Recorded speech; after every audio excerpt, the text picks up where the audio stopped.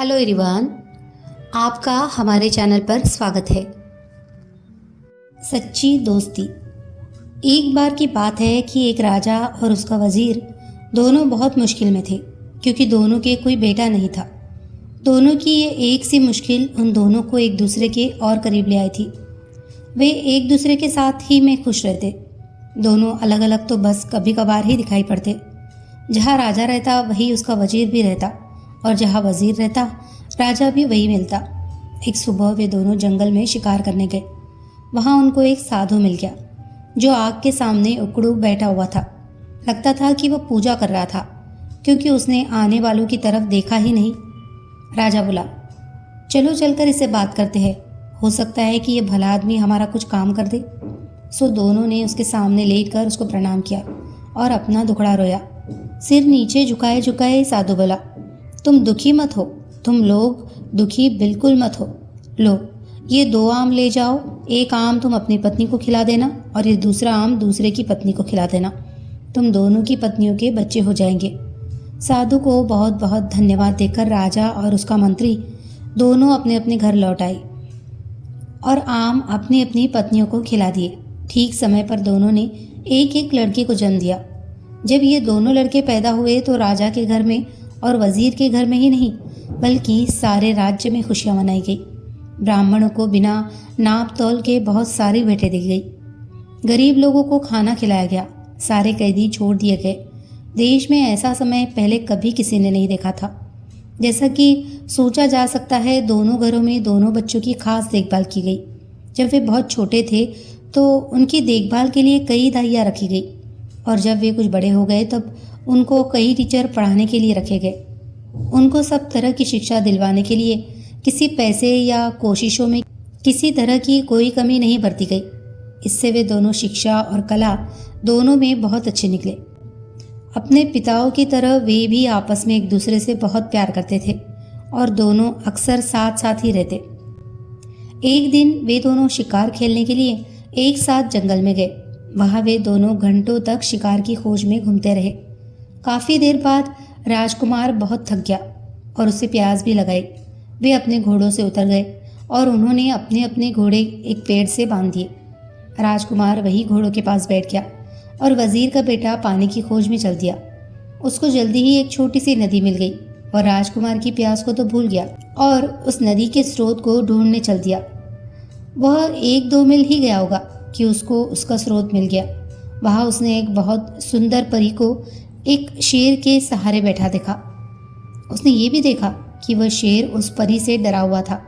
ये दृश्य देखकर तो वह आश्चर्य से चौंक गया और इसे बताने के लिए राजकुमार के पास दौड़ा गया। साथ में उसने राजकुमार को पिलाने के लिए थोड़ा सा पानी भी साथ ले लिया। जब वजीर का बेटा राजकुमार के पास पहुंचा तो राजकुमार ने पूछा, अरे इतनी देर तक तुम कहाँ रह गए थे और तुम ऐसे डरे डरे से क्यों दिखाई दे रहे हो? तुम्हें क्या हुआ है? वजीर के बेटे ने जवाब दिया, कुछ नहीं कुछ नहीं। राजकुमार बोला, कुछ तो हुआ है, तुम्हारा चेहरा बता रहा है कि तुम्हारे साथ ज़रूर ही कुछ हुआ है। तब वजीर के बेटे ने उसे बताया कि उसने एक बहुत सुंदर लड़की को देखा है। वो शेर के सहारे बैठी हुई थी और वो शेर उससे बहुत डरा हुआ लग रहा था। ऐसा था उसकी सुंदरता का जादू। राजकुमार बोला, मैं भी ऐसी लड़की को देखना चाहूँगा, तुम मुझे उसके पास ले चलो। वजीर का बेटा राजी हो गया और दोनों उस लड़की की तरफ चल दिए। वहाँ जाकर उन्होंने देखा कि शेर तो उस परी की गोद में सिर रखे सो रहा है। वजीर का बेटा बोला, डरो मत, हम उतनी देर में उस लड़की को पकड़ लेते हैं जबकि शेर सोया हुआ है। वे दोनों उस लड़की के और करीब चले गए।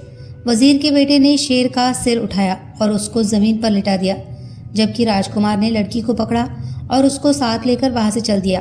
वजीर का बेटा वहीं रह गया। जब शेर जागा तो वहाँ वजीर के बेटे के अलावा किसी और को न देखकर बोला, अरे वो परी कहाँ गई? वजीर का बेटा बोला, मेरा दोस्त उसको ले गया है। शेर बोला, तुम्हारा दोस्त? तुम उसको अपना दोस्त कहते हो जो तुमको मरने के लिए यहाँ छोड़ गया है? वो तुम्हारा दोस्त नहीं, वो तो तुम्हारा सबसे बड़ा दुश्मन है। कोई सच्चा दोस्त इस तरीके से अपने दोस्त के साथ नहीं करेगा जैसा उसने तुम्हारे साथ किया है। अब मैं तुम्हें सच्चे दोस्तों की एक कहानी सुनाता हूँ। एक बार की बात है कि 3 दोस्त थे। एक राजकुमार था, एक ब्राह्मण और एक बढ़ई था। इन तीनों के पास अपनी अपनी खास चतुराई थी। राजकुमार मुश्किल से मुश्किल और पेचीदा से पेचीदा मामलों को बहुत जल्दी सुलझा देता था। ब्राह्मण मरे हुए आदमी को जिंदा कर सकता था और बढ़ई चंदन की लकड़ी का एक ऐसा घर बना सकता था जो उसके मालिक के कहने पर कहीं भी जा सकता था। एक दिन ब्राह्मण और उसके माता पिता में कुछ कहासुनी हो गई तो उसके माता पिता ने उसे घर से निकाल दिया। इस परेशानी के समय में वह अपने दोस्तों के पास पहुंचा और जाकर उन्हें सब हाल बताया। उसने उनसे कहा कि वे उसके साथ किसी दूर देश चले। राजकुमार और बढ़ई दोनों राजी हो गए और तीनों वह देश छोड़कर वहां से कहीं और चल दिए। वे लोग बहुत दूर नहीं गए थे कि राजकुमार किसी वजह से रुक गया, पर बढ़ई और ब्राह्मण आगे चलते रहे। कुछ देर बाद राजकुमार जल्दी जल्दी आगे चला ताकि वह अपने दोस्तों को पकड़ सके, पर बदनसीबी से वह दूसरे रास्ते पर चला गया और उनको न पा सका। वो इस आशा में चलता रहा कि वह अपने दोस्तों को ढूंढ लेगा, पर जब काफ़ी दूर जाने पर भी वे उसको नहीं मिले तो उसको लगा कि वे इतनी तेज़ क्यों जा रहे थे कि वह उनको पकड़ ही नहीं पा रहा था। पर इस बीच ब्राह्मण और बढ़ई दोनों बहुत ही धीरे चल रहे थे और सोच रहे थे कि राजकुमार अब तक उनको पकड़ क्यों नहीं पाया। वे लोग तो बहुत धीरे धीरे जा रहे थे। आखिर ये सोचकर उन्होंने उसके आने की आशा छोड़ दी कि शायद उसको घर की याद आ रही होगी तो वो घर वापस चला गया होगा। चलते चलते राजकुमार एक बहुत बड़े मैदान में आ निकला जिसके बीच में एक बहुत बड़ी और शानदार बिल्डिंग थी। उसने सोचा, यहाँ कौन रहता है? यकीनन कोई ताकतवर आदमी ही रहता होगा। मैं जाकर मालूम करता हूँ। सोचते हुए वह उस बिल्डिंग के दरवाजे तक गया और दरवाज़ा खटखटाया तो एक बहुत सुंदर लड़की ने दरवाज़ा खोला और बड़ी मीठी आवाज़ में उसको अंदर आने के लिए कहा। जब वह अंदर आ गया तो वह रो पड़ी। राजकुमार ने उससे उसके रोने की वजह पूछी तो वो बोली, तुम्हारी सुंदरता और तुम्हारी जवानी देखकर मुझे तुम पर दया आती है। अनजाने में ही तुम अपनी मौत के मुंह में आ फंसे हो। तुमने यहाँ आने से पहले यहाँ के बारे में जानने की कोशिश क्यों नहीं की? क्या तुमको पता नहीं कि यहाँ एक राक्षस रहता है जिसने कई मीलों दूर तक सारे आदमियों को खा लिया है? अफसोस, अब तुम्हें मैं क्या बताऊं? मुझे डर है कि वह तुम्हें भी खा जाएगा। राजकुमार बोला, नहीं नहीं, तुम इतनी नाउम्मीद न हो, धीरज रखो। मुझे उसके बारे में कुछ बताओ तो शायद मेरी जान बच जाए। वह लड़की सिसकते हुए बोली, पर मुझे पता नहीं कि मैं तुम्हारी सुरक्षा के लिए क्या करूं। फिर वो उसको मकान के पीछे वाले कमरे की तरफ ले गई और उसमें रखे एक बड़े बक्से में उसको बंद कर दिया और उससे बोली, अब तुम यहाँ तब तक चुपचाप रहो जब तक मैं यहाँ दोबारा आती हूँ। भगवान तुम्हारी रक्षा करे। शाम को राक्षस लौटा तो उसकी तेज सूंघने की ताकत ने उसे बता दिया कि वही कहीं कोई आदमी मौजूद था। उसने लड़की से पूछा कि क्या तुम्हारे अलावा यहाँ कोई और आदमी भी है? कौन है वह? कहाँ है वह? जल्दी बताओ, मुझे बहुत ज़ोर की भूख लगी है। लड़की बोली, लगता है आज तुम्हारी तबीयत ठीक नहीं है। यहाँ कोई आदमी नहीं आया। तुम क्या समझते हो कि यहाँ आने की कोई हिम्मत करेगा जो सारी दुनिया के लिए भयानक है? ये सुनकर राक्षस चुप हो गया। स्त्री ने देखा कि उसके शब्दों का असर उस पर हो गया है तो उसकी हिम्मत और बढ़ गई। उसको उससे मजाक सूझा तो उसने उससे उसकी ज़िंदगी के बारे में कुछ और जानना चाहा।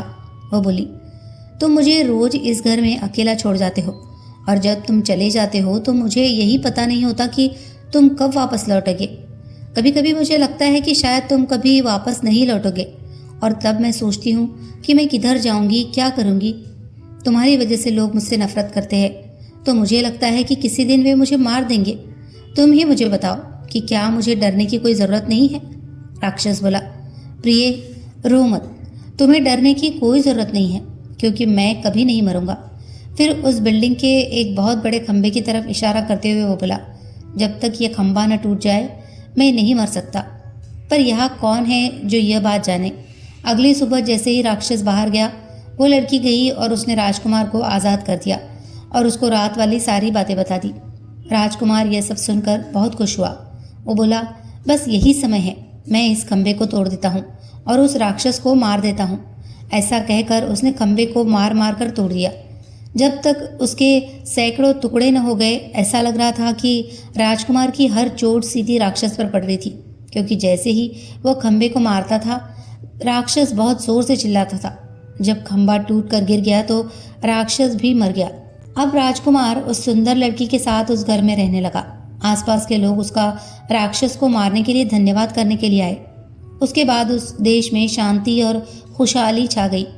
आसपास की ज़मीन में फिर से खेती होने लगी, गांव बसने लगे, वातावरण में लोगों की हंसी और संगीत गूंजने लगा। पर सच्ची खुशी हमेशा के लिए तो नहीं रहती। एक दिन वो लड़की अपने घर की एक खिड़की के सामने अपने बाल संवार रही थी। बाल संवार कर कंघी उसने खिड़की की दीवार पर रख दी कि एक कौवा वहाँ आया और उस कंघी को लेकर उड़ गया। वह उसको बहुत दूर समुद्र के पास लेकर उड़ गया और वहाँ जाकर उसको पानी में गिरा दिया। वहाँ उसको एक बड़ी सी मछली ने निगल लिया और इस मछली को इत्तेफाक से एक मछियारे ने पकड़ लिया। उसने देखा कि मछली बहुत बढ़िया थी, सो उसे वह राजा के महल में राजा के खाने के लिए दे आया। जब रसोइया मछली साफ कर रहा था तो उसको उसके पेट में कंघी मिली। उसको ये बड़ा अजीब सा लगा, सो वह उसको राजा के पास ले गया। राजा ने जब वह कंघी देखी तो उसने उसके मालिक से मिलने की इच्छा प्रकट की। उसने चारों तरफ अपने आदमी भेजे कि वह उस कंघी वाली का पता लगा कर आए और उसको बहुत बड़ा इनाम देने का वायदा किया जो उसे उसके पास लाएगा। कुछ समय बाद एक स्त्री मिली जिसने कहा कि वह उस कंघी को पहचानती है और उसने ये वायदा भी किया कि वह उस कंघी की मालकिन से राजा को मिलवा देगी। वह राजकुमार की पत्नी से मिली और बहुत जल्दी ही उनके परिवार में घुल मिल गई। इतना ही नहीं बल्कि उसको घर में रहने के लिए भी बुला लिया, जो उसने तुरंत ही स्वीकार कर लिया। उसने देखा कि जब तक राजकुमार जिंदा है तब तक वह अपने उद्देश्य में सफल नहीं हो सकती, तो उसने राजकुमार को जहर दे दिया और हकीम को रिश्वत देकर उसकी पत्नी से यह कहलवा दिया कि वह अपनी मौत ही मरा है। उफ! राजकुमार की पत्नी तो राजकुमार की मौत पर बहुत दुखी हुई और बहुत रोई। उसके इतना दुखी होने पर तो लोगों को लगा कि वह तो मर ही जाएगी, पर उसने उसकी लाश को नहीं छोड़ा। उसने उसको एक मजबूत बक्से में बंद करके अपने प्राइवेट कमरे में रख लिया। उसने अपने पति से उसके दो दोस्तों के बारे में अक्सर सुना था कि वे क्या कर सकते थे। उसको ये आशा थी कि एक दिन वह उनसे ज़रूर मिलेगी और अपने पति को जिंदा करवा लेगी। जैसे ही उस स्त्री को मौका लगा, उसने उस लड़की को उसका घर छोड़ने के लिए और अपने साथ रहने के लिए कहा कि वहाँ तो वह काफ़ी परेशान थी। कुछ दिन वह वहाँ से कहीं दूर रह लेगी तो उसको थोड़ी शांति मिल जाएगी। लड़की राज़ी हो गई और उसके साथ चली गई। अपने घर आते ही उस स्त्री ने राजा को खबर की कि वह अपने उद्देश्य में सफल हो गई है। राजा वहाँ आया और उस लड़की को ज़बरदस्ती अपने महल ले गया और उससे प्रार्थना की कि वह उसके साथ उसकी रानी बनकर रहे। लड़की बोली वह उससे शादी तो कर लेगी, पर उसको 6 महीने का समय दिया जाए, क्योंकि उसके पंडित ने उससे ऐसा करने के लिए कहा था। राजा यह सुनकर बहुत खुश हुआ और उस दिन का इंतज़ार करने लगा जब वह दिन आएगा जब वह उस लड़की से शादी कर पाएगा। उसके लिए उसने एक छोटा सा महल सड़क के किनारे बनवा दिया था। वह उसी में अकेली रहती थी। इसी बीच वह लड़की भगवान से यह मनाती रही कि उसके पति के दोनों दोस्त कहीं से उससे मिल जाए तो वह इस राजा से शादी करने से बच जाए। वह हर जगह पूछताछ करती रही। वह हमेशा अपनी खिड़की पर ही बैठी रहती और इस आशा में बाहर की तरफ ताकती रहती कि शायद वे दोनों को वहाँ से कभी गुजरे। एक दिन उसने 2 आदमी अपने घर की तरफ आते देखे तो उसने उनसे पूछा, आप लोग कौन हैं और कहाँ से आए हैं? वे बोले, हम लोग यात्री हैं और काफ़ी यात्रा करने के बाद यहाँ तक पहुँचे हैं। हमारे साथ हमारा एक दोस्त राजकुमार भी था, पर अब वह खो गया है। हम उसी को ढूंढते हैं। लड़की बोली, आप अंदर आइए और थोड़ा आराम कीजिए, फिर मुझे अपने खोए हुए दोस्त के बारे में कुछ बताइए। शायद मैं आपके खोए हुए दोस्त को ढूंढने में आपकी कुछ सहायता कर सकूं। सो वो दोनों महल में चले गए और उस लड़की के पास बैठकर उन्होंने उसको अपनी सारी कहानी बताई। लड़की बोली, भगवान का लाख लाख धन्यवाद है कि आप लोग यहाँ हैं, पर मुझे अफसोस है कि राजकुमार तो मर चुका है। ब्राह्मण बोला, उसकी आप चिंता न करें, मैं उसको जिंदा कर लूँगा। भगवान का लाख लाख धन्यवाद है कि हम ठीक जगह पर पहुँच गए। भगवान आपकी हर इच्छा पूरी करे। आप हमें राजकुमार का शरीर दिखा दीजिए। लड़की बोली, पर ज़रा ठहरिए, हमको बड़ी सावधानी से काम लेना है। इस देश के राजा को मुझसे बहुत प्यार हो गया है। मेरी प्रार्थना पर वह शादी के लिए 6 महीने तक मेरा इंतज़ार करेगा। 6 महीने पूरे होने वाले हैं और 6 महीने पूरे होते ही वो मुझको यहाँ से ले जाएगा। हम लोगों को बहुत ही सावधानी से काम करना है, क्योंकि राजा ने मेरे चारों तरफ बहुत सारा पहरा लगा रखा है। जो कुछ भी यहाँ होता रहता है, ये पहरेदार जाकर राजा को सब बताते रहते हैं। मुझे यकीन है आपका यहाँ होना भी राजा को पता चल गया होगा। अब देखना यह है कि हम यहाँ से निकले कैसे। बढ़ई बोला, मैम आप डरिए नहीं।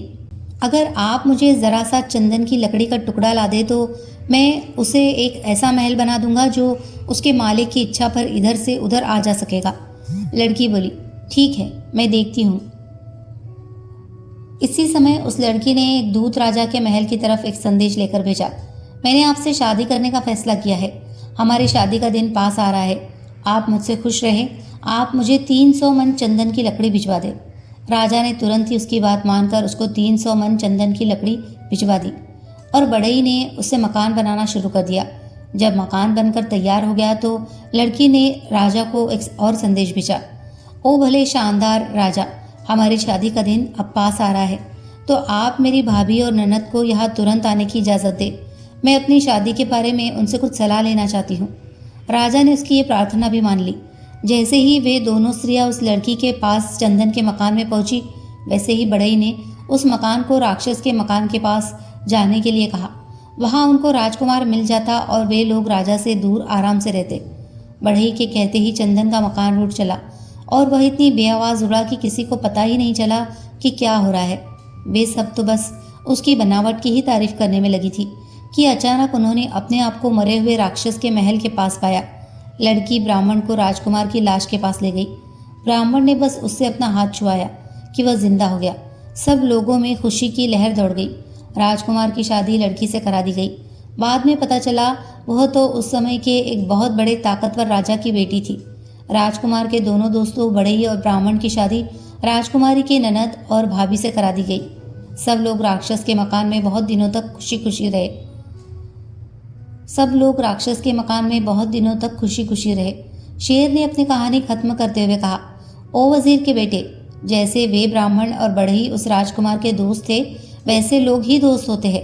राजकुमार की तो तुम बात मत करो, जो खुद तो परी को लेकर चला गया और तुमको यहाँ मरने के लिए छोड़ दिया। उसको तुम अपना दोस्त मत कहो, वो तुम्हारा दोस्त नहीं है। खैर, तुम मरोगे नहीं, मैं तुम्हें कोई नुकसान नहीं पहुंचाऊंगा। तुम अपने घर जाओ और शांति से रहो। और वजीर का बेटा वहाँ से चला गया। कहानी अगर आपको पसंद आई हो तो प्लीज़ इसे लाइक करें, शेयर करें और कमेंट करें और हमारे चैनल को सब्सक्राइब करना ना भूलें। धन्यवाद।